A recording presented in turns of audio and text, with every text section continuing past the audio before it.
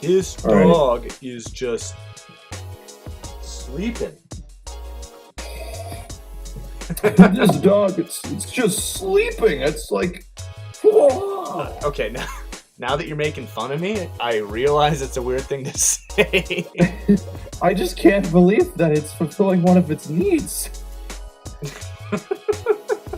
You know what I mean? It's just like, you'd think, because he was at home today while I was at work, and then I came home during lunch, let him out, let him do his thing, hung out with him for, like 20 minutes or so, and he must have been sleeping the entire time.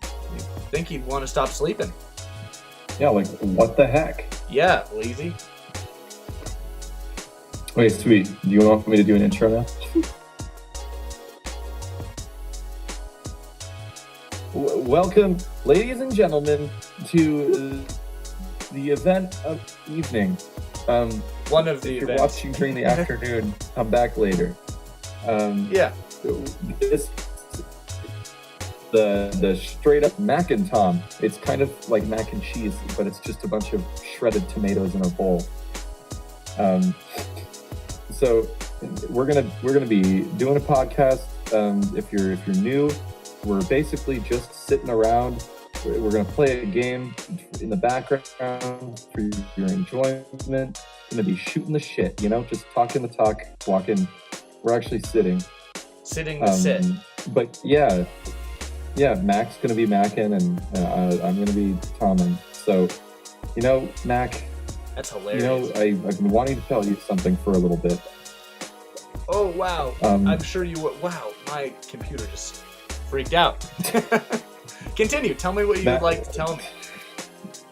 I gotta tell you, so we're playing Game Dev Tycoon right now. Yeah, I'm sitting on the intro screen right now. Oh, I'm gonna go back because I'm definitely not broke, and I definitely don't need to start a new game, but I am gonna start one for the sake of this. Okay? Sounds good to me. Didn't just go broke. I think we should both have the same name for our video game company. By the way. Yeah. What's the name? Straight Up Entertainment. So. Oh, I have to give your upcoming company a name. So, Thomas, why don't you tell us about a little bit about Game Dev Tycoon? So this is a game that I enjoy as well.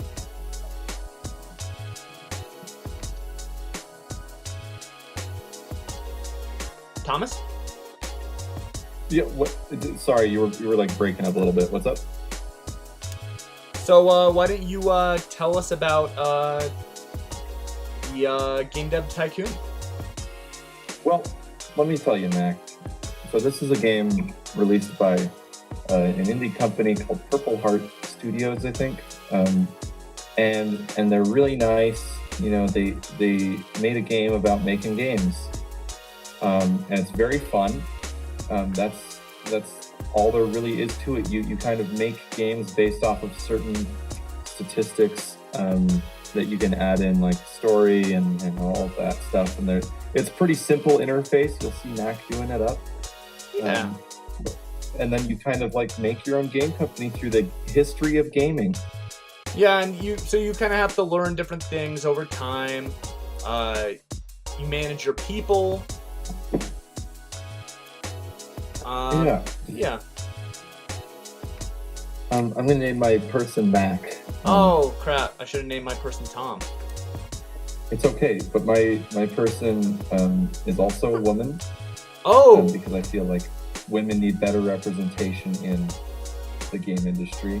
You gonna start doing the Gamergate all over again? Yeah, that's what I'm doing right now. Okay.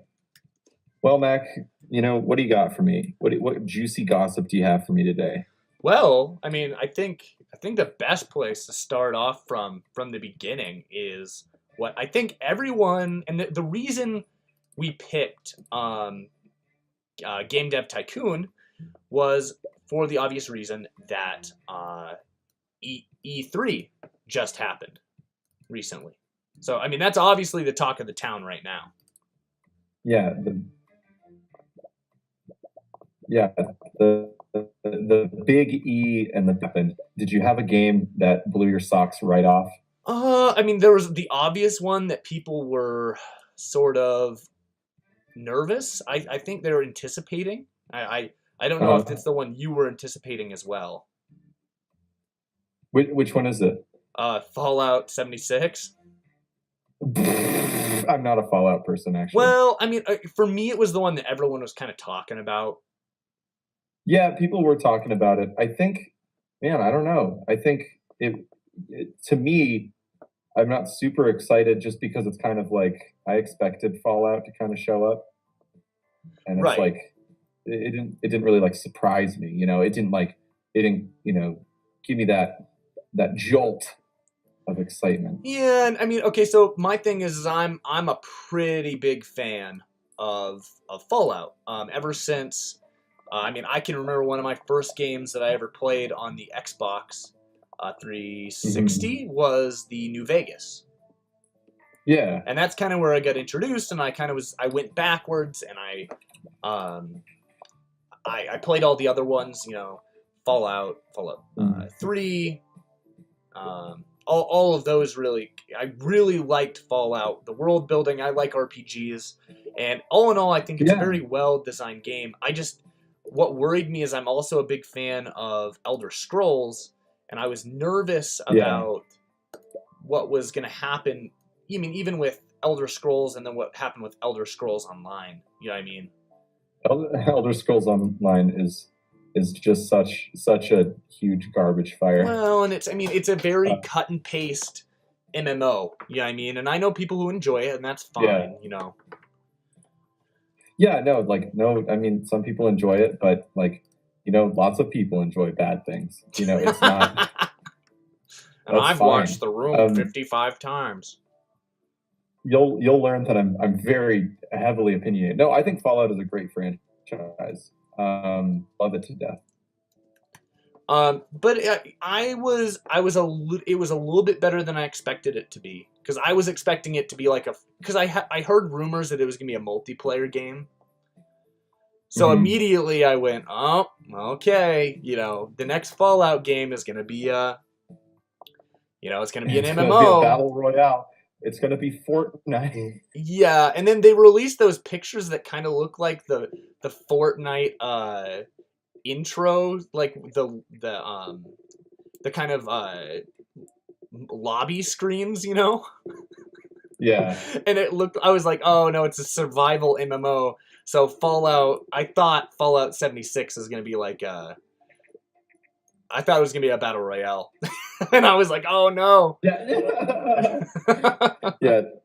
No, it's there's a lot of things. Mac, you want to know what the games that I am most interested in are? Please tell me. I mean, like I said, other than that, the only ones I really didn't have big expectations from E3 this year. There was nothing really that I saw that I was really interested in seeing, but I would love to hear what you have. Yeah. Well, there's one crazy game that made its debut that people have been waiting for a long time. Are you familiar with the Witcher franchise? Yes, I By am. Good Polish games. CD Project Red. Yeah, Yeah, very good. I'm Polish. It's a very good Polish game. me Um, too. so We should just rename the CD podcast to Projekt. Two Polish Guys Talk About Random Crap. Yeah, that's a way catchier title. Sorry, guys, we're rebranding the podcast. We're suddenly already rebranding. Yeah. No, so CD Projekt Red has been working on this game kind of in the background for a very long time, and as most of us know, The Witcher 3 is a goddamn masterpiece of storytelling and immersion, blah blah blah, all that jazz. Great video game, made It's with a a lot of very love. good You can tell the RPG. people care. A very good Yeah. RPG. Well, you can tell the studio really put heart into it. They care so much about that game. Yeah. They've been working on a game called Cyberpunk 2077. I did see Um, Cyberpunk. I'm gonna and keep my eye on it. yeah, Yeah, I'm gonna keep my eye on it. like I don't know anything about it. I don't know if I should be excited or if I should be terrified. However, from what I did, if it's coming from the people who made The Witcher 3, which gets me excited because I think if they put as much as they did into The Witcher 3, I think this and it's so different, right? They're really stepping away from fantasy and they're moving towards sci-fi, which I think is No, and so especially if it's a fascinating. similar game engine, it's something I'm gonna be Mm, looking at with a lot of interest. yeah. So that was one thing that was on my list that I'm like, well, that's cool. Um, Another game that piqued my interest while I was watching is so there's a few games that kind of caught me by surprise, sequels that I wasn't expecting. We've got The Division 2 and Dying Light 2, which are Yeah. both Well, and then decent games. what was that other? So Dying Light, that's not the zombie game, is it? It is. It's the zombie Yeah, but that's parkour the one game. they've been working on for like 5 years, though, right? I think so, Because something like every that. single, I correct me if I'm wrong, but I believe that was one of the games that people were like, well, you know, this is the Okay. So Dying Light. There's a lot of interesting things going on with a lot games this year because I think they're trying to make games that aren't the same. You know what I mean? which I think is Um, good. I think that's in yeah. my opinion, No, I think I it's like great. that. No, I love that. So the interesting thing about Dying Light is it looks like it's going to have like a management simulation part of the game. Uh, so like you're trying to build up a like a small civilization or like manage a hub of your own. Which Um, I'm the, interested in that as well. yeah, well, I'm I'm interested in it because it's such a departure from what the first game was doing. yes, yes, So definitely. I find that fascinating. It'll still have all the slide kicking action from the first game, but if they add that in, I think that'd be an interesting take. I And don't know if it's they good also or had not. zombie liquid physics. So Yeah, no, I mean, well, one thing, Dying Light did a lot of things right and a lot of things that were very fun. Um, yes, I so, the slide kicking though. so I'm definitely intrigued. Like I don't know if it's going to be good. I don't think Dying Light was a perfect game at all. I just think it was kind of fun. Um, Yeah, well, yeah, and I think that's something that we see a lot of now, which is mhm. games that are just they're playable, you know. Yeah, they're not masterpieces, but it's like, yeah, I had a good time playing that game with my buckaroos or on my own. Right. Um, no, but so I think that's interesting. The Division 2 looks like it's fixing a lot of things from the first game. The Division was actually a pretty fun game. It kind of plays like Ah, um like an MMO, but it's not quite one. no, I mean Um, and my only problem with it's the Division, and this is coming from someone who didn't play it for very long, um, yeah. is that it was kind of a mess. Like I don't think it Oh knew yeah. exactly what it wanted to be. Yeah, Like well they apparently fixed a bunch of things in patches that I never played. Um, which also, by the way, I hate modern day gaming for a lot of reasons because no one ever releases finished games anymore. well, yeah, and I Um, mean, but that's another thing for another day. this, But yes, definitely a um, different topic. I'm writing it down right now. Different topic that Matt could yeah, go on for hours about. they definitely are fixing a lot of what was wrong with the first game and adding a lot of cool things. So I'm actually surprised to say that I'm kind of interested in the Division 2, even though normally I'd be like, I don't want to play a shitty Division 2. Like, what a dumb game. Um, but I think that'll actually be kind of interesting. Yeah, definitely, They definitely. they I agree. announced they announced the next Halo game. I did see the trailer for Um, that. They announced the other one that they yeah, announced was the new Assassin's Creed game. yeah. So basically, both of those um, had me sleeping, and I wish they just didn't announce them at all. Well, I mean Um, that's E3. They gotta. Yeah. yeah, but it's like, man, if I wanted more shitty games, like I would just go onto Steam and look at the dollar section. Well, and Like and I don't need to go out and buy Halo or Ass Creed again. I'll I will refrain from this conversation because it's moving in a direction that we should save for a different podcast. Yeah. Yay. The thing about I can talk forever about what went wrong with Halo. Well, But yeah. it looks like they're trying to move Halo into. Also, okay, so I have nothing wrong with the new Halo yet. I can't because the teaser was so the teaser was lackluster that I literally didn't get like a anything. movie trailer. Like No, it showed, yeah, and that's all we have, and it was just the worst. and that's like, one of my big things. Like, I think E3 is such a cool thing that people can get together and they can show off new games, right? And I think a lot of times it's done very well. Mad science vocabulary. I'm gonna do a law game. Yeah, I'm making a post-apocalyptic RPG called Fallout Point 2. You're 79. Yeah, I already finished Fallout Point 1. It did very well. At the end of the game, at the end of our podcast, we're just gonna have to go through all the names of our games and what they were. Yeah. Just real quick, because I got some good ones. Yeah. Okay. Yeah, but my problem with the Halo thing, my only problem with it was like a lot of teasers get you excited for the game, but Halo was like, let's show you stuff that you already assumed was in Halo, and let's do it without much music, and let's throw in the Master Chief at the end and not tell you anything. And I'm like, great, that's stupid. This is boring. Like, make something that gets me pumped. Like, you know what this did? This just like, I had a boner and you killed it. That's what you did. That's what you did, 343. You took my boner and you cut it off. You pickled it. You put it in a small boat and floated it down a river. Now that's what you did to me. Like, I tell you what, Mac. This is my thing. I don't have very much experience, and I'll say this from the beginning. I don't have that much experience with game development, right?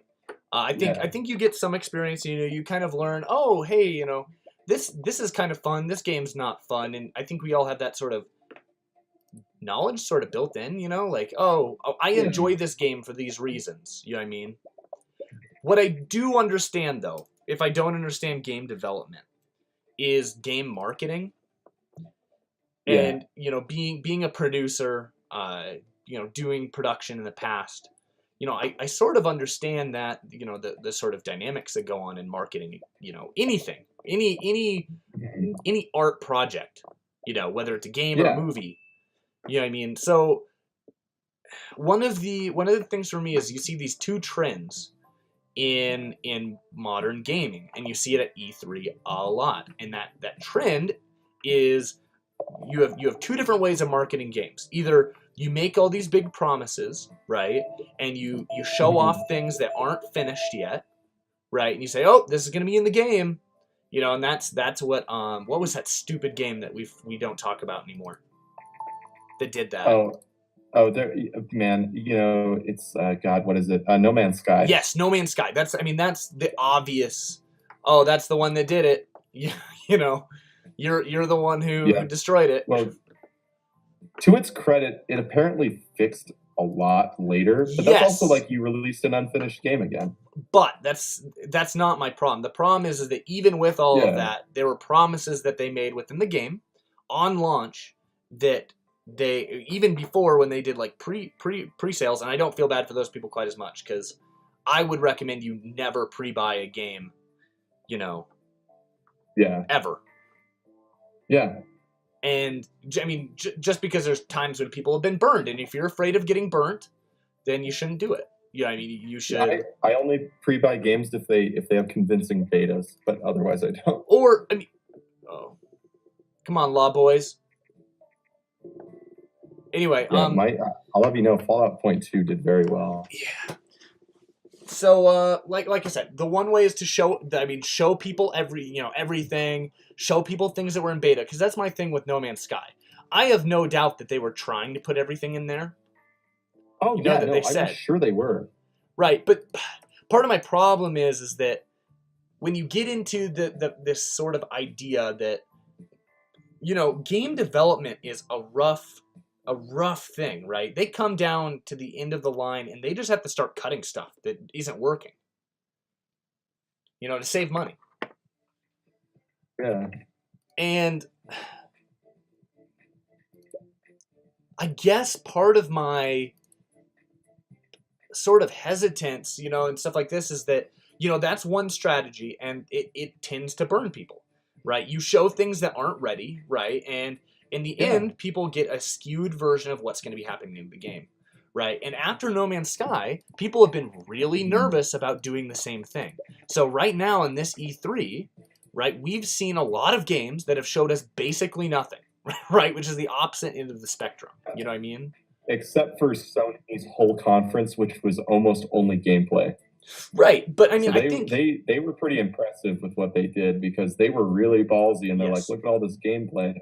and I think too that a lot Sony's strategy from almost all of their games ever has been they don't show anyone anything, right, unless It's ready. yeah, unless they're ready to roll with it. You know what I mean? Yeah, unless they've committed. No, so yeah, no, I agree. Like, but also like if you're gonna make a teaser trailer, make a good teaser trailer because it was just Yeah. a bad teaser. It wasn't a good teaser trailer. That's my problem. I don't think I can't dislike the game based off of the teaser trailer because it's a teaser trailer. But I mean, But you it sort of wasn't a can. good teaser trailer. Yeah. We already all knew that they were gonna make this game eventually, but they didn't even like start with a bang. They started with like a gross little candle that's been dipped in toilet water, and then it like came back to life and fizzed up a little bit, but then burnt out again. Yeah. It was just upsetting. It feels like they're taking Halo and bending it over a park bench and just fucking it. This is kind of. I think that we have this problem in Hollywood, right? So in movies, right, we have the same thing, which is sequels, right? And why do you make sequels? I mean, you make sequels because it's got brand recognition with it. It's built-in brand recognition, right? You have to do less marketing, right? You have to do less everything because people will go, oh, Halo, that's a great game, right? I'll definitely check out the next Halo, right? But if, I already know what this video game is. Right, yeah, and they're going, oh, I kind of understand what's happening. I liked the last Halo, so I guess I'll go out and buy the next Halo, right? But let's say I'm making the game Orwell, like I'm making right now. People don't care. They go, oh, I guess I'll check it out if it's interesting. You know what I mean? Mm-hmm. And for people to get interested, though, you have to show off. You know what I mean? You have to make something that intrigues them. Yeah. And I just, there was a lot that could have been done way better. I was, I don't even like Halo anymore, but I was at least hoping that they'd give me a trailer that made me be like, I like Halo again. Well, yeah, and I think they're trying to be mysterious and they're trying to build hype and they don't want to make any promises because I'm sure they're in early stages of development. I'm sure that they don't even know because everyone hates it already. Well, I'm not even that. I bet you money they've started it recently, or even if they have, I'm sure that they're testing it out. They're seeing what sort of game they want to make. Which, I kind of am gonna poo-poo it because I want some vision in the video games that I consume. But at the same time, I don't blame them too much. They're trying to figure out what sort of game. They're bringing in beta testers. They're saying, hey, what sort of game do you want to play? And then people are going, oh, yeah, I want this and this, Yeah, no, like, I understand that too. But, there were just, I think what I'm basically trying to say here, Mac, is I didn't see one explosion.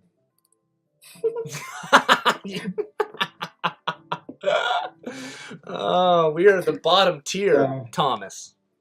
Yeah, no, but okay, those are some of the big things that happened. There were a lot of other games that were very inconsequential and no one cared about. Well, I mean, that's kind of how it's built. Time. That's kind of how it's built. That's gonna happen. Yeah, Nintendo showed off the new Mario Party for the Switch, and I think that looks very technologically advanced and very cool. There's a lot of things that they did. If people haven't checked out the trailer for the new Mario Party, they do some crazy stuff that kind of blew my mind with like multiple switches connected to each other. It just like it's And so check that out. The mini games, like, it just totally lends itself to the Switch. So Very cool stuff. this is a good question. What Um, was your favorite thing you saw at all of E3? Death Stranding, easily. What? Wait, tell me about that. I don't think I saw that. Death Stranding is Hideo Kojima's new game, the Oh, famous game producer of the Metal Gear franchise. yeah. And Metal Gear 5, which I recently played but came out a while ago, Metal Gear 5 The Phantom Pain turned into one Yeah. of my favorite games of all time based on both story and I've talked Gameplay. about this to death on the Fancy Penguin podcast, but I'm going to do it again here because I literally, that game did what so many games need to learn from, which is it blended the line between actual, like, what you would think of as art, like 3D models, Right. like design, and all of that. What you would say is art. It blended art with tech in the most artistic and most beautiful, engaging way I have seen in a video game in I don't even remember when. And that's what like caught me, like let me give you the coolest thing that happened in that game that is a good example of this, okay? So the game has a really complicated story. Everyone makes fun of Metal Gear for that, but it's really good. It invested me pretty heavily. Um, the game has dang good gameplay. It's really fun to play. It's kind of quirky but pretty serious at the same time. And yeah, okay, this is spoilers by the way, but I think it's okay. The game's not forever. So you play as Big Boss, who's basically Snake. But I could tell you a lot of things, like he's actually not Snake, but he is Snake because he was made into Snake by people who wanted Typical him to Metal Gear impersonate him. Solid storyline. Yeah, there's a lot. It's too convoluted. You know, there's criticisms for the game too, but it's almost a perfect game.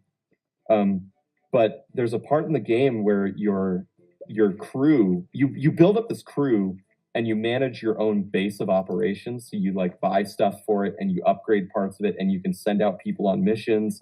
Right. And you always go back to your base of operations and you can actually like give your crew morale and walk around the base and do all this stuff that is all management outside of you going on missions, Right. which is really cool. And you can recruit people in the field by kidnapping them from the enemy army, which is hilarious. And every time you do that, it like tells you in the corner of your screen, it's like you've recruited a person, right? Right. If you ever accidentally kill one of your own guys, you get detracted like a point value for your base. Okay. Right. And you get back to your base one time and a cutscene happens and a bunch of your crew has been infected by a disease that you've been trying to stop for a while now. And it's like an enemy, it's like a chemical weapon, or it's like a viral weapon. Oh, nice. That was released on your base. And you had chances to like do all of this management stuff that you never really did before in the game, but now it really forces you to actually like look through all of your crew and like figure out it actually has a mystery to it. You have to figure out who the disease is targeting and how to keep them from you and put people in quarantine to keep it from spreading. So you can minimize the impact, but a lot of your crew gets infected and a whole like a part of your base is quarantined off and you have to go inside and you have to kill your own men with because Snake is cool and he's like, no, I'll kill them. Like, I'll do it because we can't let the disease spread and we don't have a cure. And every time you're forced to do this, by the way, you can't, there's no like other way out. And it makes you kill them yourself. And every time you do it, it detracts points from you. So it blends your actual game with a penalty for something that you have to do, which not only hurts you in the game, but also hurts you emotionally because you walk into a room full of the soldiers that you have recruited throughout your whole game and they salute you before you gun them down because that's how much they respect you. Like, but your points go down every time you kill someone. Every single person, it doesn't matter how many you kill at a time, your points will go down for it. Like it, and then afterwards you cremate all of them.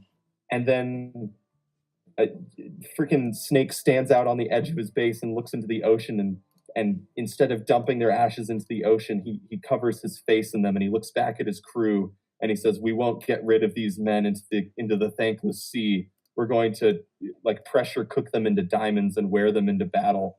And then in the loading screen, going to your next mission, you've never seen this in the game before, and this is in the late game, and now there's a glinting diamond on a patch on your arm for the rest of the game because you're wearing your men into battle.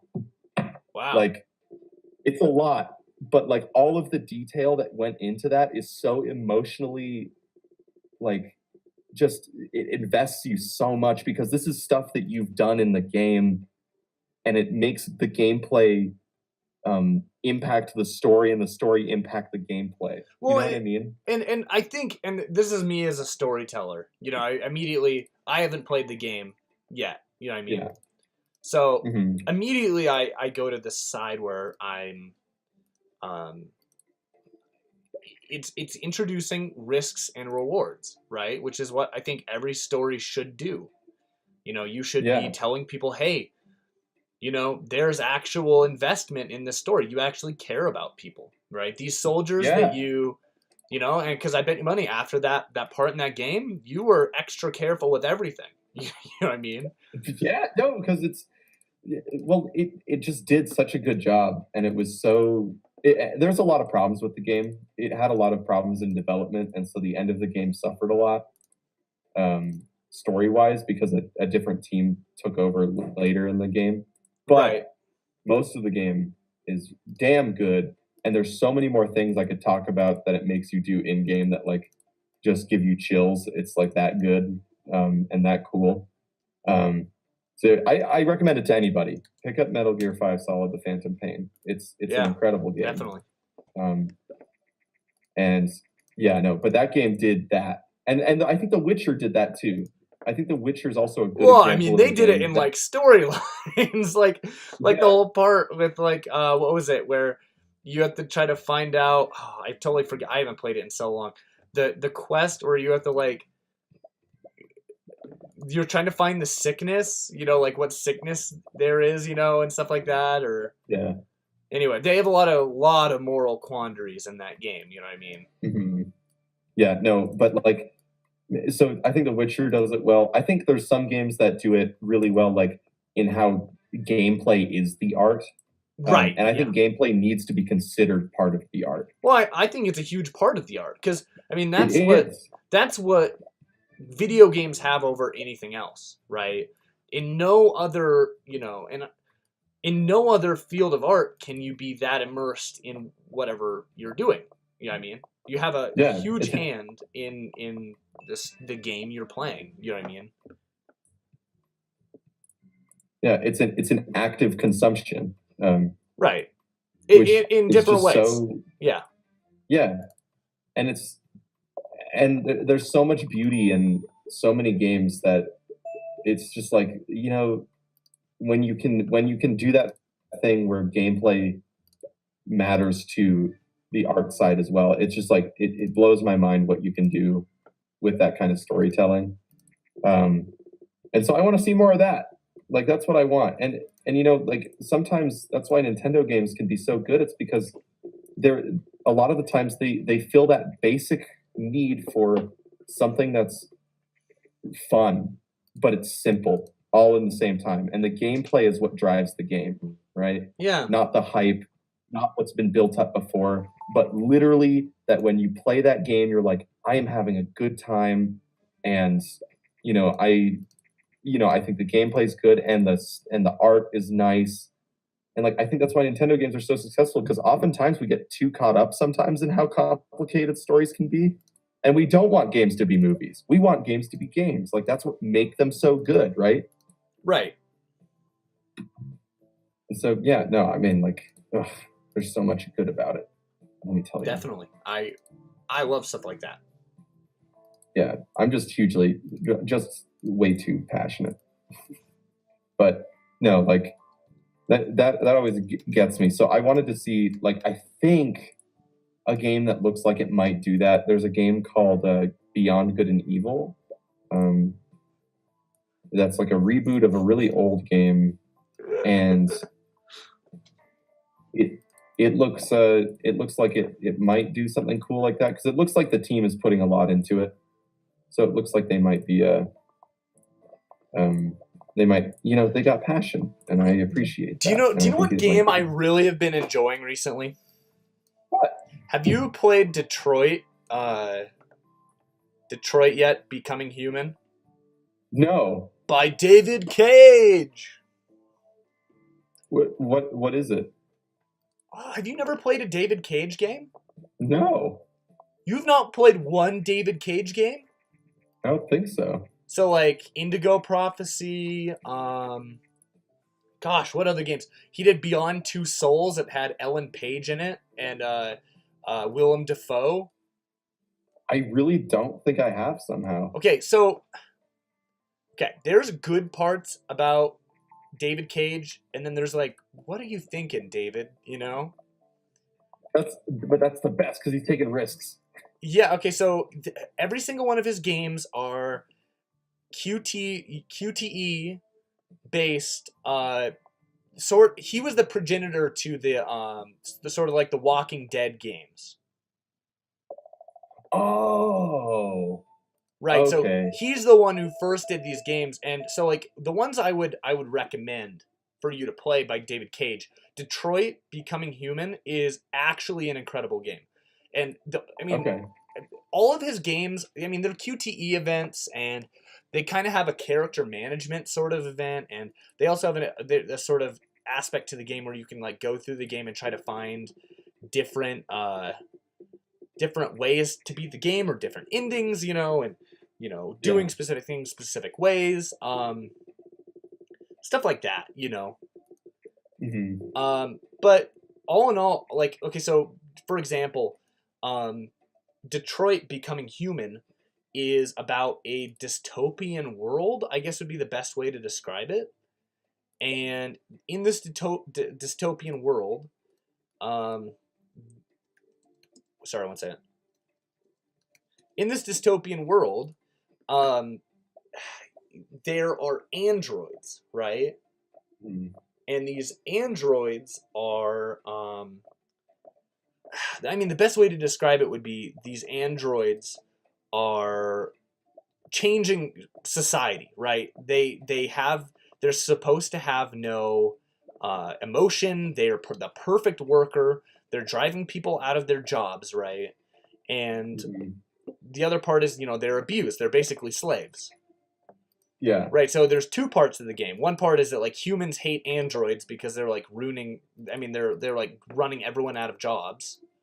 You know what I mean? Hmm. And then the second part of the game is one second, sorry. The second part of the game that's really really cool is that you're also playing as these androids, right? That are they're slaves basically, and they're trying to like overcome their programming. You know what I mean? Mm-hmm. But I mean that's sort of the game. Is that like you're and that's a lot of David Cage games. They offer you these moral quandaries. Yeah. No, that's fascinating. That I'm not a huge narrative game person. I think it's worth checking out. But I'm also not like closed off to them. Yeah, and so one of the ones that really like I played this game a lot in my childhood was a game called Mhm. Indigo Prophecy, right? I've heard of it, but I don't. It know was much it was about also it. called Fahrenheit in Europe. Okay.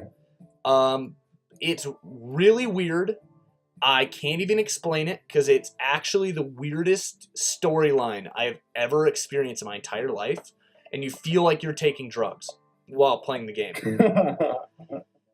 Because like you're playing as a character who like doesn't know if he's going insane or not. Ooh, weird.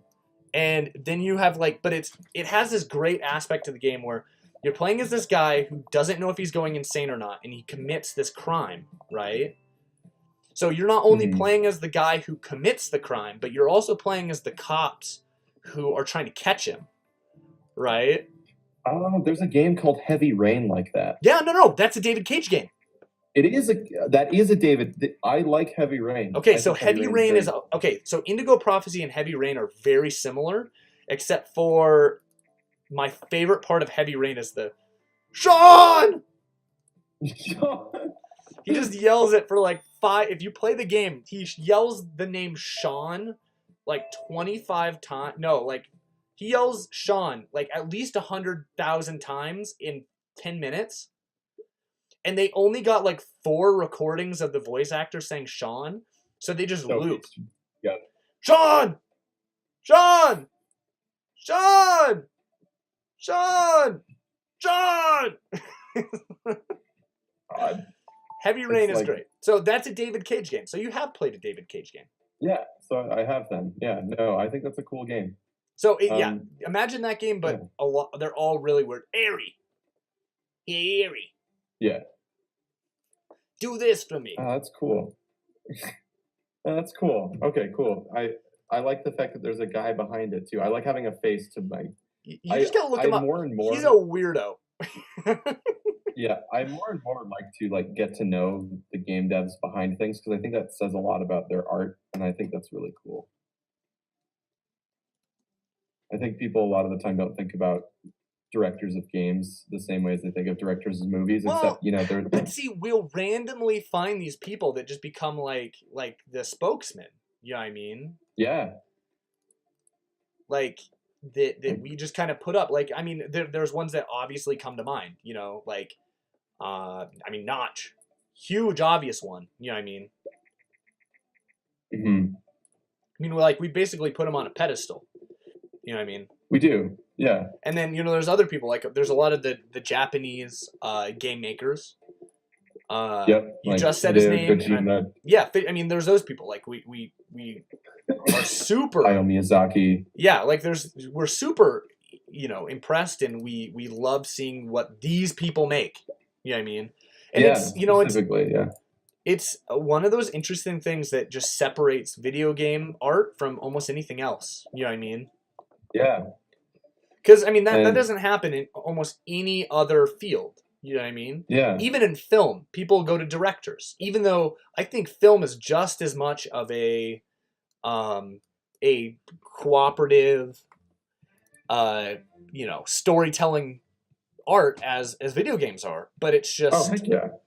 I think we care less, and we put more emphasis on the game company that makes it or what console it's on. You know what I mean? Yeah. Anyway. So, how was your week, Thomas?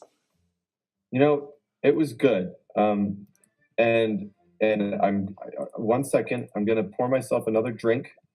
I'll be right back. That's okay. I'll just talk crap. And then I'll tell you about my whole week. Do you know what? Yeah, please do. Let yourself down. Yeah? Let your hair down. Okay. Okay. Sounds good. I will. Relax. Yeah, I'll be right back. Who would have thought the video game Punch Pilgrims would be a bad game?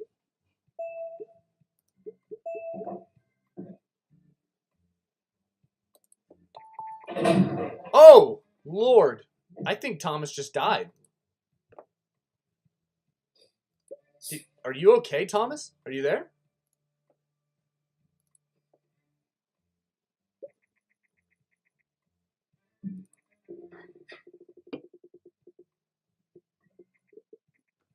I thought the video game Punching Pilgrims already... I think I just glitched the game out a little bit.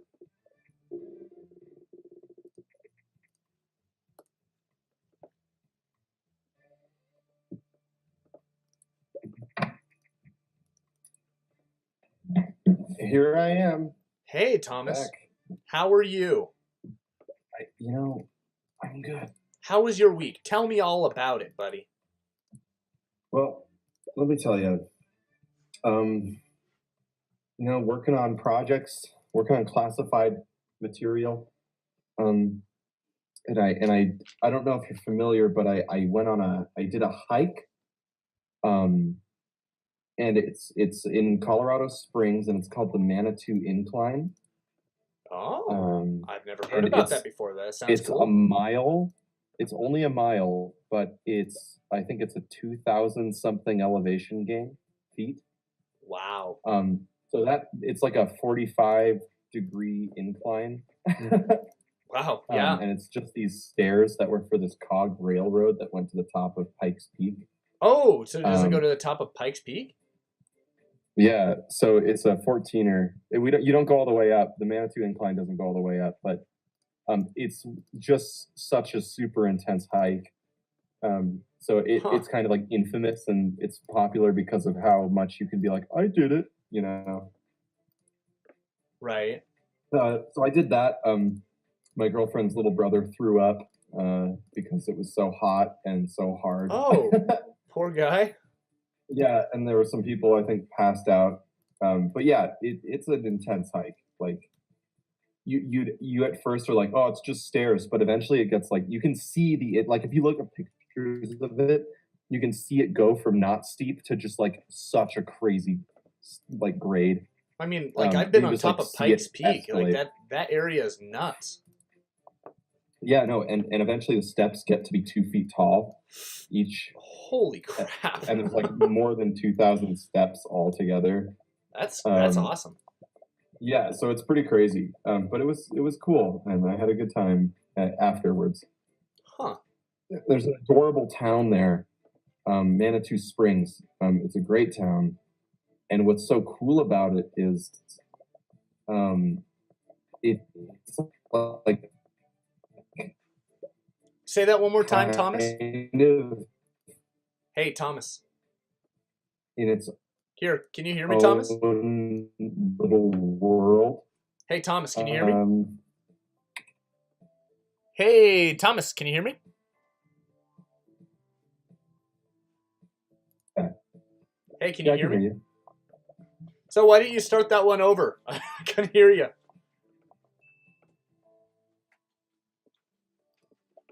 Wait, what? Here, give me one sec. Whoa! Oh no! I'm gonna put an overlay up so you can't see that.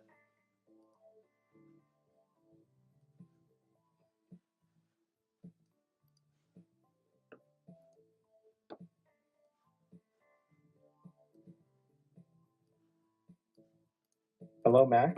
Can you hear me? I can hear you. I fixed it up, so tell me about that hike. Sorry about that. Yeah, did you hear all about that? Well, I heard about a little bit, but you said that the last thing at the Manitoba, what is it? Oh, Manitou Springs. Yeah, yeah. Yeah, it's a great little town, and it's kind of like stuck in the past a little bit, and it's got all this cool stuff, and it's got all of these old arcade machines just all outside, just like out in the middle of the open. Very strange place. Never been anywhere like it. Very like really old arcade machine. There was this driving game, and it was like all analog, and you put a quarter into it, and like this wheel controlled this little metal car that was on these rolls of decorated paper, and the rolls would spin, and they would like change the landscape, and you'd have to keep the car on the road by moving this physical car with this wheel in this chair across this rolling paper. It's like it had to be from earlier than the 60s easily, arcade machine.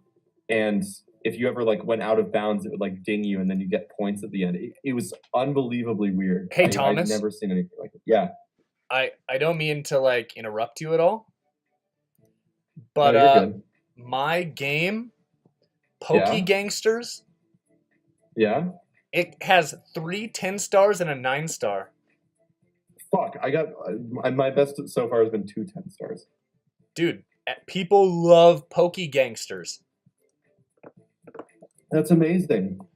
And I hope they like my next game, which is Alex Jones Sim. Oh, there you go. They turned my frogs gay. Okay, here we go. I'm making another sequel to Fallout. Oh, so continue. They have the things that the paper that spins around, right? Yeah, no, man, there were some, and they had all sorts of old pinball machines that were super sexist, which was great. You know, I'm glad you enjoyed it. Yeah, and it was a cool like it was a blast, and I love video games way too much, so it was just like such a fun experience. But yeah, it was cool. Mac, tell me about your goddamn weekend. Oh man, so pretty good week. This is the last week of my wife being gone. For so my wife is in the National Guard, and they Yep. do this thing once a year called AT, Advanced Training, and it kind of stinks, being gone from someone for 2 weeks. And I know I sound like a wuss to you because you did that whole long You don't, distance thing. yeah, you don't sound like a wuss to me. I know how that feels. I'm just really good at hiding my emotions. Well, and I understand it, when my wife was at basic training and stuff, which I think that would be a great conversation at a later point as well. Just Yeah. both my perspective at least on training and stuff like that. But anyway, she was doing advanced training. I just moved into my new office, by the way. Okay. Have you been there for a while? Been where for a while? At your new office, I'm saying in the game. Oh yeah, I've actually been in my new office for a while. I had a pretty early hit, so I got the money to move. I've been taking it really slow. Oh man, people love Alex Jones sim. That's great. Yeah, people love Fallout series so far. That's good. I'm glad. I'm about to make. I'm gonna call this game Max Life. It's a life simulation. Oh, good. So glad. So let me tell you about my Max sim. Yeah. So, oh crap! I totally forgot how to play this game. So anyway, it's been good. I've just been working nonstop at my marketing job, and just trying to make it through. And it's so weird how like your whole lifestyle just kind of switches, because me and my wife are married, and stuff. So I'm pretty used to sleeping in the same bed, or having someone else in the bed when I'm going to sleep. So her leaving, just totally messes up with my, my sleep schedule. Not like it's her fault or anything, but like, 1 second I'm like, oh yeah, I'm good, and next second I'm like, I am up until like 1:30 in the morning because I cannot sleep. Yeah. But yes. No, I know what you mean. I relate. Ooh, Fallout Point 4 didn't do so good. Tanked? It didn't tank. It was just mediocre. So we'll see. We'll see where that goes. I'm gonna invest in something risky. I'm trying to think. Anything super interesting that happened.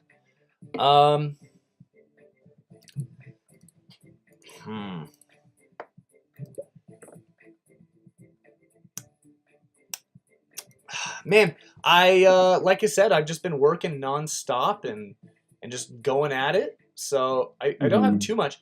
I've been watching. I watched a new TV show that I thought was actually way better than I was expecting it to be. What show? Have you seen The Good Place, by the way? No. It's on Netflix. It's actually. It has Kristen Bell in it, right? Okay. It's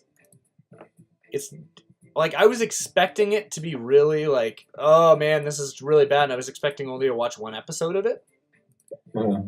But it ended up being one of my new favorite like shows on Netflix right now at the moment, and I'm so sad I went through it as quick as I did.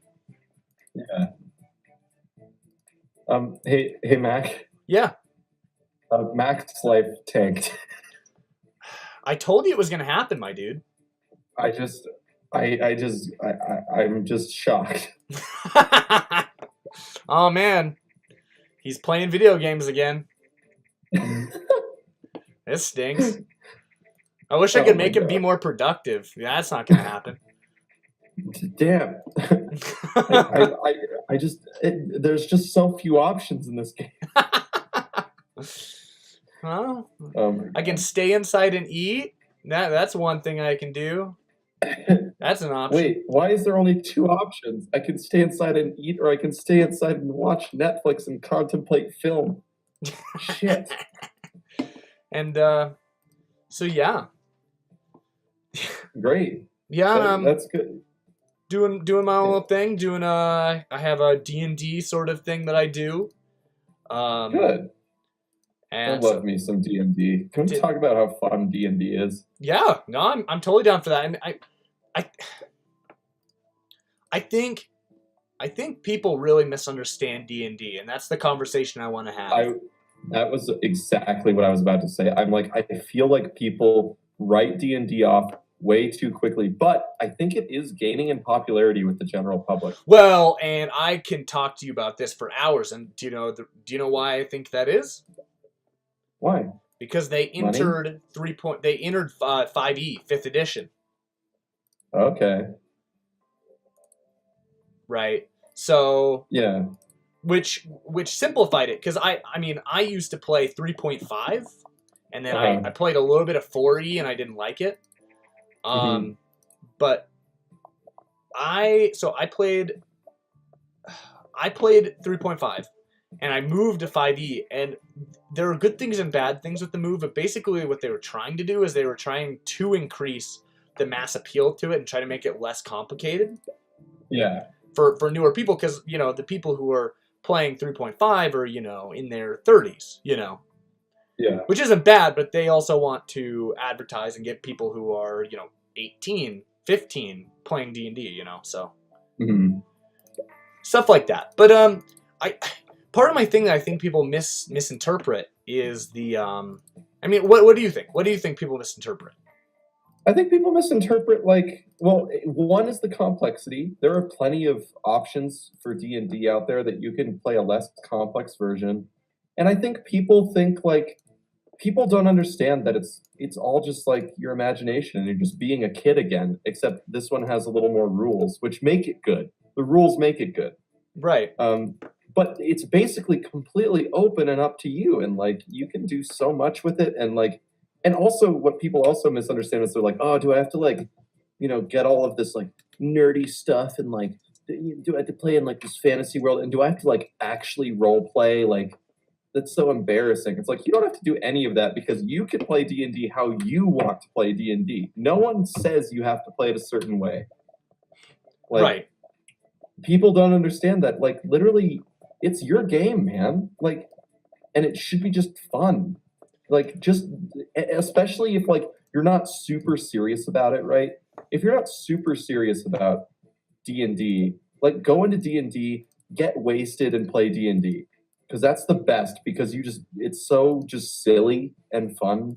Yeah, but you can get really serious with it too. You can get so invested, and it's really just a good time. And you can sit down with your buds, have a drink, and you also aren't spending any money on it, really. Well, other than if you order pizza or something. Yeah, you order pizza and you maybe buy some accessories that you're like, oh, that would be fun to have. Let's get some minis. That sounds kind of fun. Or whatever. Again, it's up to you. You can play this whole game from a computer, from things you download from Reddit if you want to. You can do that. There are ways to do that. So I think people are worried about they're scared away from it before they play it. You can't tell them that, Thomas. You're right. I'm sorry. Wizards of the Coast, we're sorry. Yeah, but there's the Pokemon RPG, which is really well thought out. All by fans. One of my favorite things about D&D is I love modding D&D. Yeah, exactly. Yeah. So, for example, I have my own modded version of the game how you want. Yeah, I have my own modded version of Pokemon. Yes. And I also have made my own modded, and I sound like an absolute nerd right now, but I have my own modded version of a steampunk game as well. Yeah, but steampunk is cool and fun. No. I love steampunk. I just, you know what I mean. Yeah. No, yeah. I know exactly what you mean. But that, again, that's you're playing the game how you want it, and you customized it to be fun for you and your friends. No, and I agree, and I think one of my big things in general is that I think, man, it's difficult to come up exactly with what I think about it. Mm-hmm. I think that, oh man, how's the best way to put this? Sorry, I'm like having to micromanage something right now, and it's not going to work at all. No, you're fine. Anyway, no, so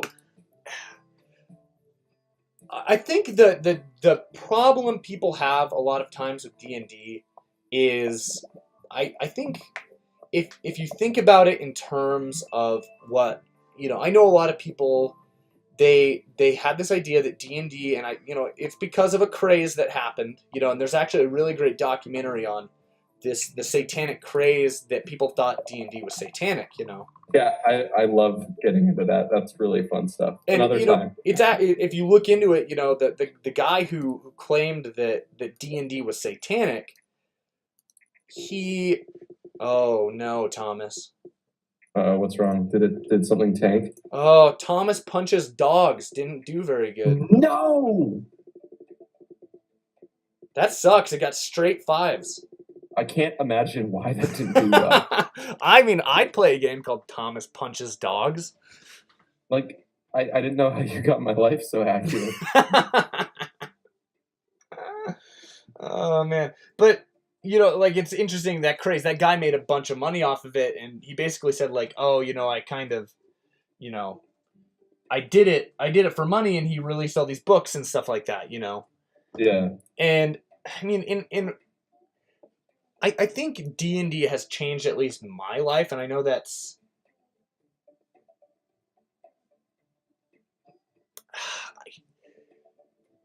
I think the best way to put it is I think if people think about it as, oh, you're just doing this, and I think this is more overarching, topic, which is just magic in general. Yeah. Yeah, I mean, and I'm somewhat religious. You know what I mean? Like I there are things I believe. You know what I mean? Yeah. And we don't necessarily need to get into that right now, but I don't think that something like magic in anything is bad, because magic represents something. You know what I mean? Mm-hmm. It's a mode of storytelling, and one of my big things is people who don't let their kids read Harry Potter. Yeah. And I, for me,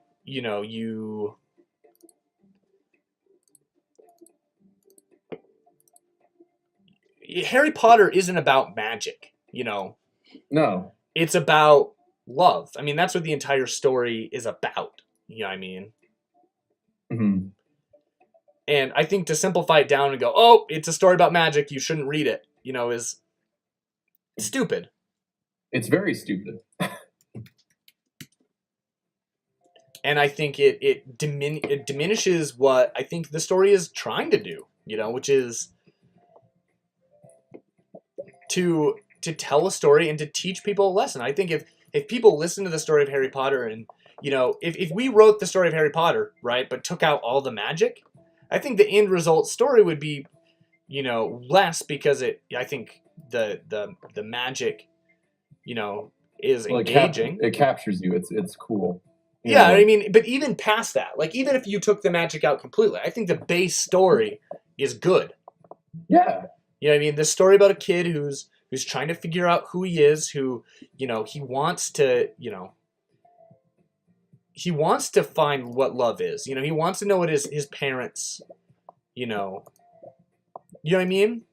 Yeah, no, I know exactly what you mean. And he has friends, and it's about friendship, and it's about all this sort of stuff. And I think just to make it so simple is just, it simplifies it to a point that it's almost, it makes me angry sometimes, because I go, yeah, if you actually read it, you might understand. You know what I mean? Yeah, no, but lots of people just won't. Well, yeah, and that's my number one thing. I'm okay with criticism, right? If you want to point out, should be. It's really important. If you want to point out and be like, oh, well, there's a lot of there's a lot of jumps in it, and there's a lot of like retroactive fixing because she didn't have the story completely laid out at the beginning, you know. Mm-hmm. Those are criticisms. And I'm like, okay, you know, I understand if you don't like the book, you know what I mean? But you at least have to have read it, I think, for me to really, I don't know. It's a topic that I am very passionate about, and it's hard to talk about in a logical sense, because part of my thing is just like, oh, you just don't care. You know what I mean? You're looking at a piece of art, and you're suscepting it to your personal objections, right? Your personal standards, right? And my thing that's fine. There's a lot of movies that I don't like. There's a lot of movies that I go, wow, that's a grotesque amount of violence. I didn't enjoy that film, you know, and that's fine, right? But just to go in and be, oh, nope, that's an awful film. Have you watched it? Oh, no, I haven't watched it. I just heard it's awful. That's the worst. I can't stand that. Your position is, to me, invalid. You know what I mean? Because you don't even... Yeah. Like I said, this is a topic that gets me going, because I think it's very important to, you know... I think it's very, very, very important to have a reason to have a position. You know what I mean? To... If you're gonna not like something, right, for no reason, or, you know, anything like that, you better have watched it. You better have experienced it, right? And you know, I think some people are unwilling to do that, and it's you know, it's okay if you don't want to read Harry Potter. I don't think you should have to, right? Well, yeah, I mean, it's obviously your choice, but you can't shit on it. Well, I don't think you can. I think you can poo-poo it all you want, but I think that at the end of the day, when it comes down to it, right, you kind of have to say, "Oh, I didn't read it. You know, I guess I don't understand." So, you know, my interpretation is just based upon firsthand, you know, oh, this is what I expect this game. You know what I mean? That's that sort of thing, you know, which I think is disingenuous, and I think most of the time what makes me angry about it is a lot of times it's used nefariously. You know, it's used in a way to push an agenda. Oh, yeah. If you like this, then you're an X. You know what I mean? And it happens on both sides. You know what I mean? I mean, liberals do it just as much as anything else. And I mean, I believe the same thing about, you know, I don't know if you've heard about, you know, some of the things going on, like with there's a guy named oh crap, oh shoot, come on, my computer's being dumb. Have you heard about Jordan Peterson at all? No. I would consider looking him up. I think he's got interesting opinions. Like I said, I don't agree with everything he says. I don't agree with everything most of the things he says, right? I disagree with a lot of things he has to say. But basically what he got famous for, and this is the part that I sort of disagree with right off the bat. So by saying this, don't think that I am for this or support. Yeah. Exactly. I support the message behind what he's trying to say, but I think that the action that he attempted to create is sort of objectionable. Yeah. But basically what he did is, he's from Canada. He was a professor from Canada. And in Canada, they made a law where it would be considered a hate crime, and you could get sentenced to prison if you misgendered someone. Oh, okay. Right. And it's sort of written in there that it needs to be intentional, right? Okay. Yeah. But it isn't written specifically well, and that was his objection, right? Yeah. His objection was, oh, this is dangerous because, you know, someone who is accidentally misgendering someone can be punished by the law. Yeah. Right, and that destroys my freedom to say what I want. You know what I mean? Yeah. And, you know, part of me goes, okay, well, he basically claimed what he said was, I will not follow this law. Yeah. right? Which, I respect that, right? But he was saying, I will misgender people, basically. Right, and I don't think he meant it in that sort of manner, but that was definitely how it came out. You know what I mean?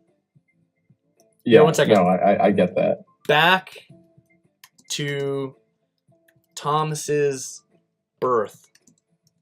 Nice. I'm making a time travel RPG where Thomas goes back in time to his own birth. That's my favorite thing I've ever heard. Of course, in 3D.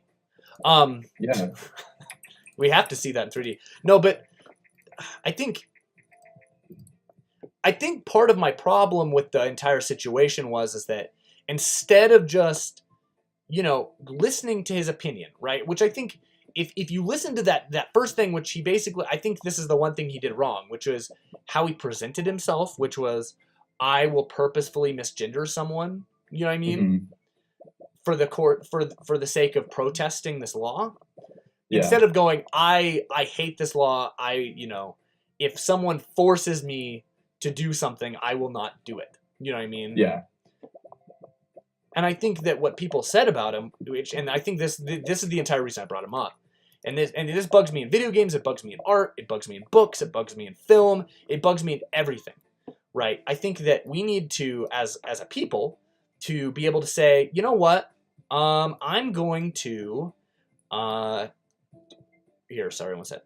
I'm gonna actually listen to this person before I critique them. Yeah. Why do I disagree with this person? Because if we go, and this is one of my favorite things. Have you heard of a guy on YouTube called Internet Comment Etiquette, by the way? I think so, but I'm not sure. And there's other people that have said basically the same thing. But they've said, don't call Trump a racist, right? Uh-huh. Right? Because there are better things you can disagree with him on. Yeah. Right? Because you can argue until your face is blue and red that, Trump is a racist, right? And at the end of the day, it's what's in his heart. You know what I mean? And we can't prove that. We can point to it and say, oh, he's done this, that makes him a racist. That he's done this, that makes him a racist. You know what I mean? Yeah. But at the end of the day, you don't know what he's thinking. You don't. And that's not me. I disagree with Trump. I'm not a big fan for many different reasons, not to be political. As most people are. I think half of the country believes that way. Yeah. And I think it's growing that people are starting to become aware and go, oh, but even without that being said, you can make fun of Trump for other things other than being a racist, right? It's super easy to do. Yeah. You know what I mean? And I think that in general, that's a better way to critique him. Yeah. That's a way better way to critique him. Because not only are you doing something that he can just easily brush off, but you're stopping conversation. You know what I mean? Mm-hmm. Because if you put out, you say, oh, you're a racist. Thomas, you're a racist. Thank you. Thomas, you punch dogs. I might. There's a stern possibility that I'd punch dogs. So, you know what I mean? Like, I can say that, right? Yeah. And how can you defend yourself against an allegation like that? I only punched a dog once. Right, but okay, so that's what I'm saying. You can't defend against, wow, back to Thomas's birth went really well. Yeah, my company's not doing super fabulous right now. I'm doing my best, though. Have you gotten into debt yet? No, I haven't gotten into debt. Me neither. I got about $3 million in the bank, and I'm just, steadily cranking out games. But, I mean, that's kind of my argument, and I would like to hear your opinion on this as well, instead of me just rambling and being angry about it. But, like... No. I mean, like, entirely. So, I mean, real quick. I mean, basically, my thing is that it ends the conversation. You know what I mean? You can no longer debate with someone about whose idea is correct, right? Whose idea is more right? Which I think is important to have. Especially in our world, it's important to be able to talk about things and say, "Hey, I think my idea is right. Listen to me for a little bit while I explain it." Mm-hmm. And I think if you wind up, right, and if you say anything, right, like, there's a whole bunch of stuff that we could talk about. But if someone says something that you object with, and your first objection is, you're racist, right? Mhm. They can't rebuttal to that. That's an end of the conversation. You can no longer continue to try to change that person's mind if you call them a racist, right? Which is Yeah. why I hate that people call Trump supporters racists. You know what I mean? Yeah. That doesn't help them. That doesn't make them feel understood. You know, that doesn't make them want to, Well, listen to it's your a perspective. it's a gut reaction. Okay, so Yeah, so I would love to hear your perspective because I mean, I think I'm kind of biased on this situation because I think there's things that I've in my college career because I'm not liberal. I'm just to be out there. I'm what I would consider like a centrist, sort of a libertarian, left leaning libertarian, right? Where I think people for the most part should be able to do and say whatever they want, even if it's offensive, right? Because it's important. So no, that's where I sit, and I've been called a racist before, right? Well, you'll find actually like, so I consider myself very very midway in the middle of everything, Right. but I like you, I'm very much like I'm also a comedian, so Well, and that's what I'm saying. I think I find value in being able to say whatever I want without worrying about what people are going to feel about it. Like, I hate to be that guy, but a lot of the time, I don't care what you feel about it. Well, and I think that's that's a bad way to important. say it. I do care. I mean, that's what comedy is. Comedy is about, Well, it's about self-examination. it's about as finding well as lines, as well as being able to make fun of who we all are. Can I give an example real quick, and then I want to let your point out, but I think this is an important part for me to, bring out an example. Yeah. Right. So do you remember the tweet that one lady had? She was getting on a plane, right? She was going to do some social work in Africa. And before she gets on the plane, she tweeted and said, I'm trying to remember exactly what she said. I can put it up on the screen. Basically what she said was, I'm heading to Africa. Hope I don't get AIDS, right? Yeah. Oh wait, I'm white. Yeah.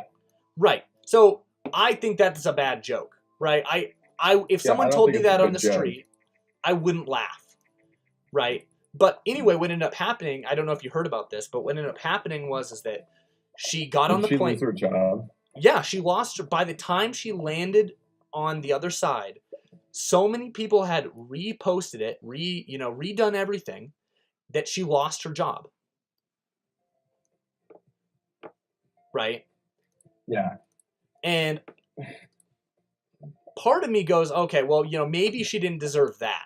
You know what I mean? Like, okay, maybe people could go, okay, that joke isn't funny. We don't think you're funny, but maybe she didn't deserve to lose her job. But even then, her joke, people were calling her racist. You know what I mean? Yeah. I don't think she's a racist for that. You know what I mean? She was pointing out, and this is the thing about comedy, right? There are people who make jokes about very sensitive subjects. Things that we shouldn't make fun of. And, the reason we make fun of it is so that we can point out at it and we can go, hey, look, this is a problem. No, that's okay. Yeah, that is such a thing that people need to understand. Like, just because you're making fun of something doesn't necessarily mean. Okay, so this is a weird example. This isn't exactly comedy, but it's kind of on the same like trend of talking about how sometimes social impact and social commentary can be found in weird ways. Right. Yeah. So a game was developed by an indie company for Steam, and this was all over the news for a little bit. And it was a game about being a school shooter. Yes, like, no, I know that. It wasn't it called like what was it called? It was like I know the one you're. I don't think it was a school shooter. It was a mass shooter. Yeah, so you could play as a mass shooter. I think there was there were school shootings involved somehow. I don't know, but the point of it being is all of my friends, when they saw that come up on TV, they're like, that's terrible. Like, why would someone do this? That's so insensitive. That's just the worst thing ever. And I sat there, and the first thing that actually came to my mind is like, shit, the guys who made this game just opened up this conversation about school shootings again. I don't think they're being insensitive at all. I think they strategically made a game about this to say, why the hell have we normalized school shootings to the point that we can make a video game about it and people will accept it and buy it on a platform? Well, and here's my thing, right? I think it's totally, and don't get me wrong on my position. My position is, I think it's totally okay to not like a game about school shootings. Yes. As long as you're able to say, because if you made a constructive argument against school shooting, I stop playing all the time because I'm getting so into these conversations. Yeah. But if you actually step forward and said, you know what, I disagree with this game because it glorifies school shootings, right? Mm-hmm. I'm not going to play this game. I don't think anyone else should play this game. I think that's fair. Right, but it's fair. That's fair criticism, though, and I think that that's important. Fair criticism. I want people to critique me. If people have a critique with one of my beliefs, you know what I mean. If people say, "Oh, well, I really do think that X thing you should really think of," right? Or I think you're wrong about this, or hey, I think you should maybe reevaluate your position here, bud. You know what I mean? I want to listen to that. I think that's important.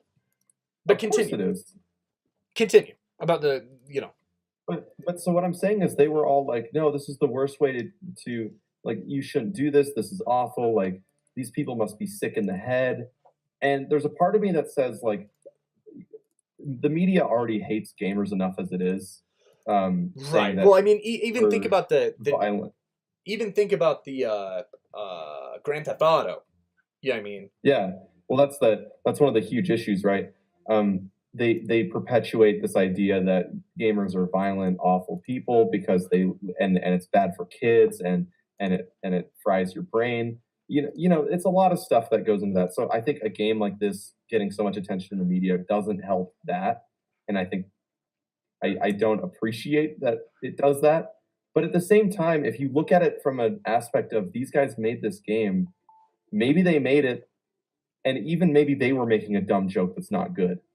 Yeah, but the fact that they did it and it raised this awareness of like, holy shit, people made a game about a school shooting. What does that say about America? Well, and not even that. Like, if you can point at the game and say, yeah, I played through it. It really glorifies the violence. I don't think it in any way helps the conversation. That, you know what? I think that's a fair conversation to have. Right? I think it's an important conversation to have. And you should absolutely be able to have that conversation. Exactly, but you don't do it by not playing. I mean, you don't need to play the game, but you can at least have a good reason why and have a conversation where, if someone goes, no, I think this is actually a good game, and you go, okay, I understand. I'm trying to understand your position. You know what I mean? Mm-hmm. But I think it's wrong to assume that the developers of this game made this game to like impression people or glorify the mass murder of people. I think that might be it. There are bad, weird people in the world, but you also have to think about it in a way that they got a conversation started through a weird way, right? But like, the world is weird. Nothing's black and white, especially when it comes to the world of like art. This world, marketing, art. Art is weird, and art should be weird because it opens up conversation about topics that we're uncomfortable with. No one wants to talk about kids getting shot. Why would you, right? But I agree.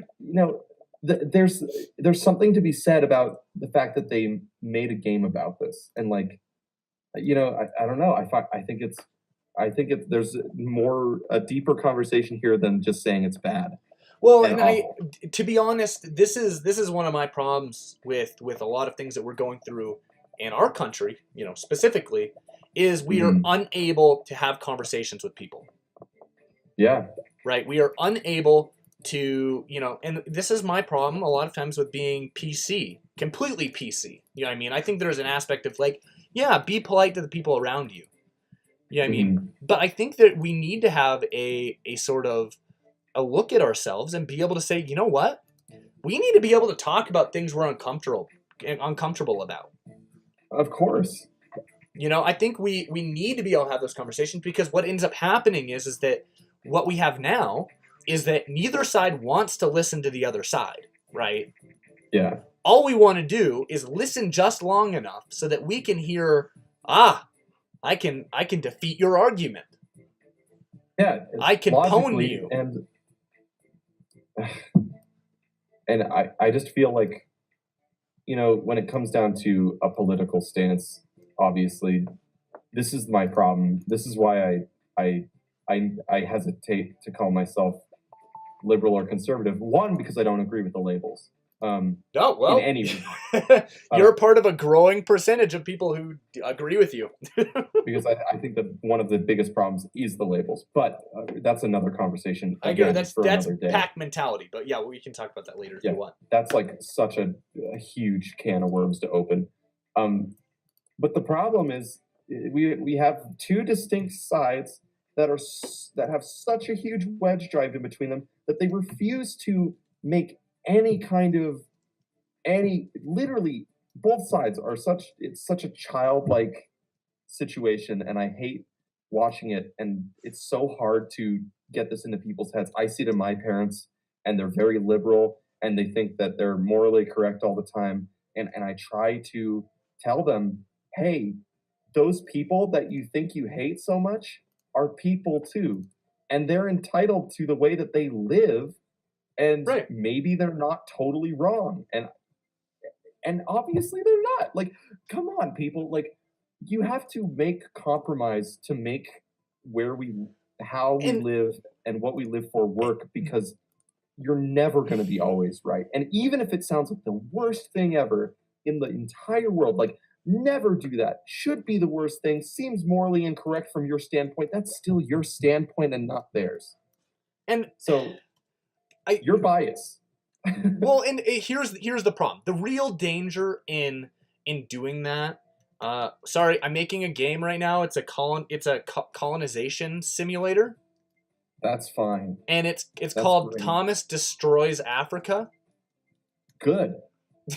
That's fantastic. I really wouldn't have it any other way.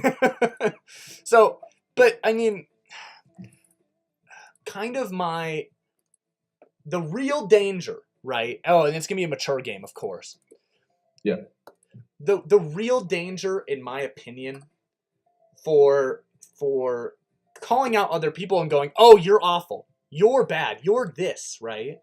Mm-hmm. As I think, we it's sort of that, have you ever heard about like what is it called again, where it's basically if you call someone a Nazi, right? The point in which in an argument someone calls someone else a Nazi.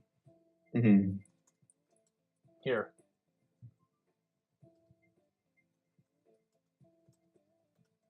I'm gonna look it up because it's important. And it's funny. It's called Godwin's Law. Look it up. It's really interesting. So basically what it says is that the person in an argument who calls the other person a Nazi, right? Mm-hmm. They lose the argument, basically. Okay. Right. So, because what's dangerous about calling someone else a Nazi, right, isn't that it's not that you're calling someone else a Nazi. The problem is that any of us could be a Nazi, right, given the right situation. Yeah. Right? Any of us grew up a specific way, lived around specific people.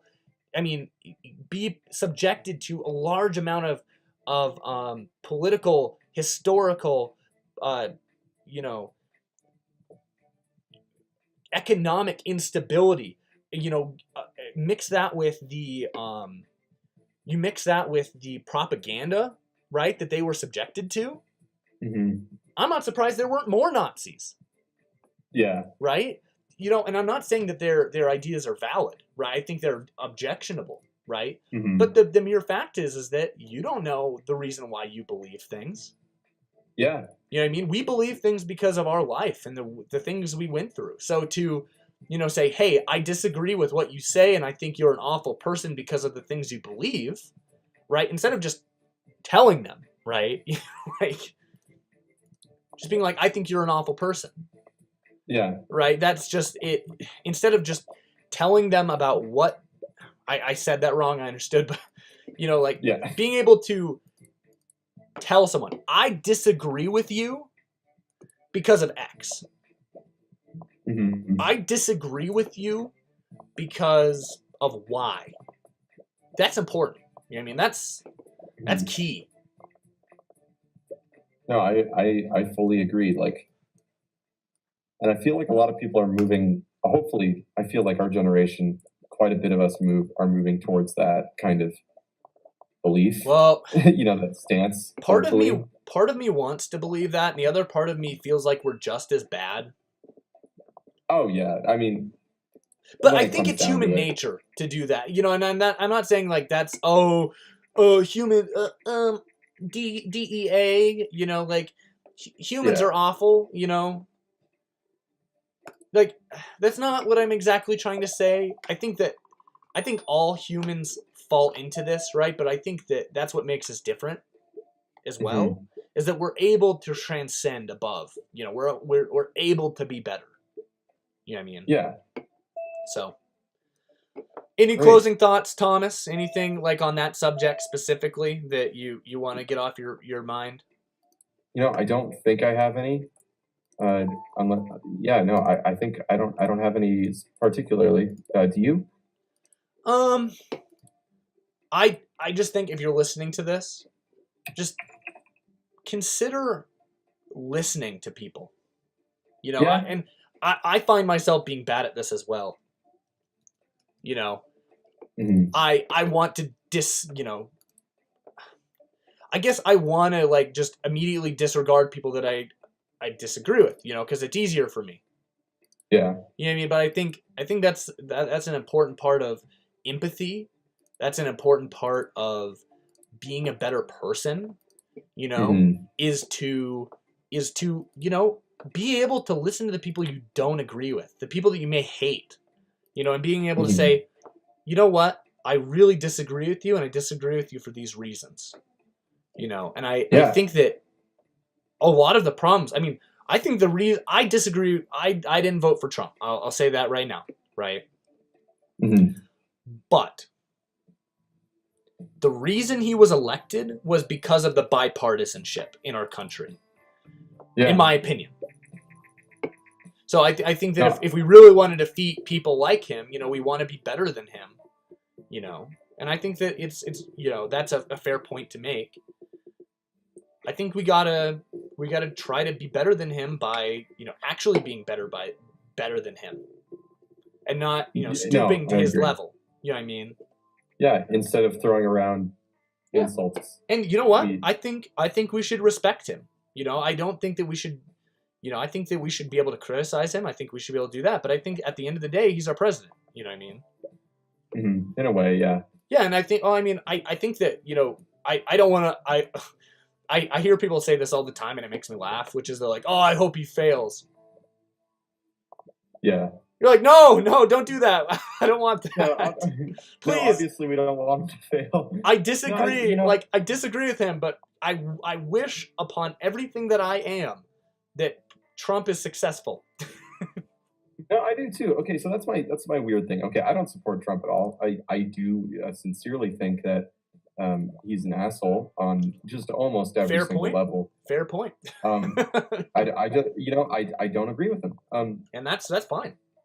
However, you make a good point, because the day he got elected, I told people, I'm like, I was like, guys, what if he does real good?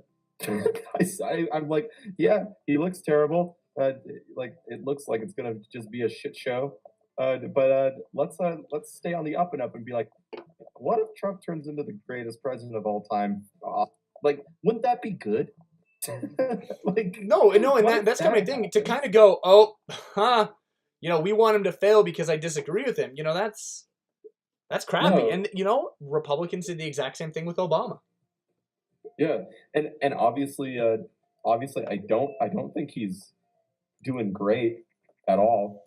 We have one success that he may have had today. Maybe.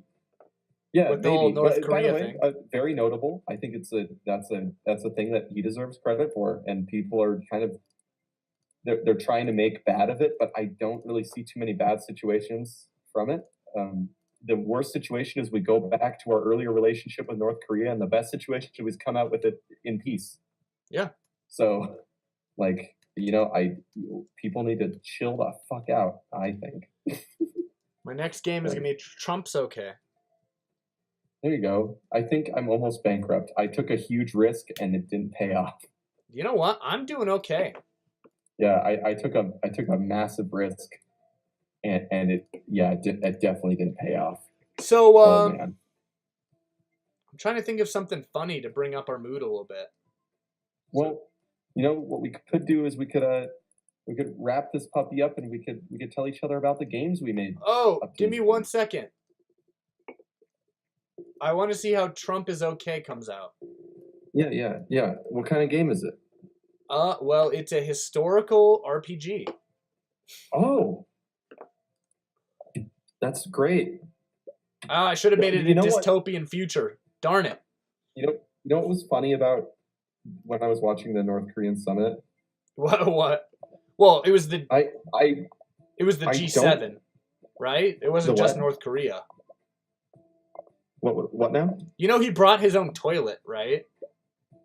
Did he really? No, but I think it was Sorry, referred to as the North. I won't get us distracted anymore. My bad. It was referred to as North Korean summit, I think. What was it? Even though it wasn't in North Korea, but Well, it was in. Yeah. Anyway. yeah, whatever. Fuck Yeah, it. he brought his own Um, toilet. Kim Jong Un did. Good for him. Yeah, they were afraid of someone trying to hurt him, so they were like, "I know what we'll do. We'll bring our own toilet." Custom toilet. Yeah, no. I wish I was that important. Funny thing, I never heard him speak until yesterday. Why is that? I don't know. I just realized Kim Jong Un opened his mouth, and I'm just like, oh my god, his voice is a lot deeper than I imagined. And then I'm like, oh shit, I don't think I've ever heard him speak before. But then I thought about it, and I'm like, why would I ever have heard him speak before? Yeah, I don't know. It was a strange moment. Yeah, good stuff. Good stuff. I'm trying to wait for the hype to go up on Trump is okay before I release it.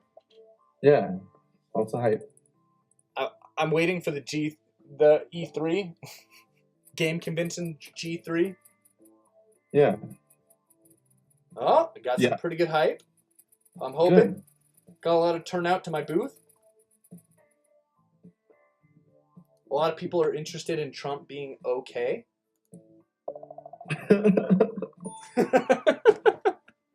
Just okay. All right, I'm about to get the thing, and I just I finished the game, and then we can just talk. We can go through our stuff real quick. Why don't you start if are you finished? Yeah, I'm finished because I think I'm about to go bankrupt.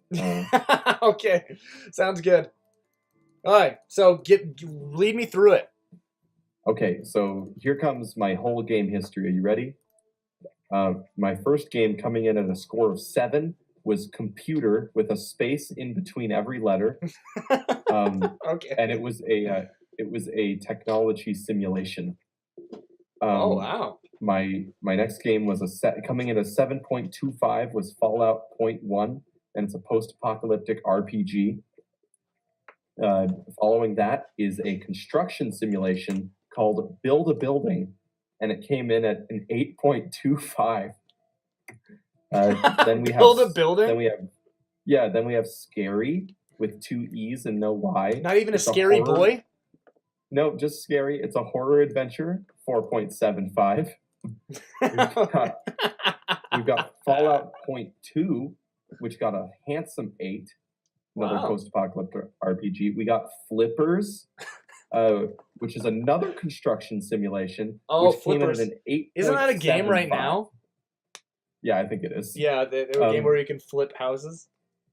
Yeah, we got Fallout Point 3, another post-apocalyptic RPG, 8.5. Good one. And the best-selling game I ever had, Motherboard, with a space in between every letter. It's a technology simulation again. Then I did a horror adventure called I'm Scared in all lowercase, 4.75. Just an Mr. unenthusiastic Dash scared. Wait, what? An unenthusiastic scared. Yeah, and then we got Mr. Dash Y, a mystery RPG, 7.75. Oh wow. Another construction simulation, 7.5. Fallout Point 4, it got a 7. Max Life got a 3.5. It's a life simulation. Fallout Point 5 got a 6. Aliens, an alien strategy game, got a 5.5. Interesting. Detective Macaroni got a 5.25. It's a detective RPG. Make a Thing, another construction simulation. Got You a just 6.5. went to town on those construction games, my dude. They were sold well at the beginning. Then we got Fallout Point Bloody, because it was a mature game. Oh. Post-apocalyptic RPG, 6.25. We got Music, MUSIK, 8.25. And we got Butt.mov, another post-apocalyptic RPG. And Wait, then what? the last game I ever released. Butt.mov? Yeah, Butt.mov.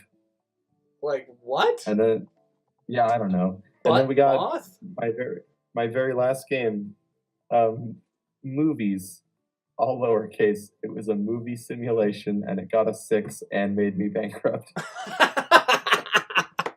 You know what? Not going to say you don't deserve it. Yeah, no, I definitely deserve it. So, Mac, give me. You know, I never went bankrupt, and I never went close to it. Great. Right now, I'm at 3.2 million. Wow. Yeah, I'm at negative 200,000. So my first ever game was I scored an 8 on it.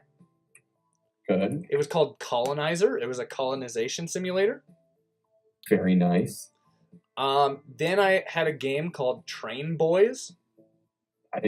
I'm in love. Spelled BOIS. It was 7.2, and it was a transport simulation game. Mm-hmm. Then I had Sneaky Boys, which was a ninja adventure game. And then obviously the next one, wait, that one was awful, by the way. Okay. Sneaky Boys is like 3. Then I had Law Boys, which was a 7.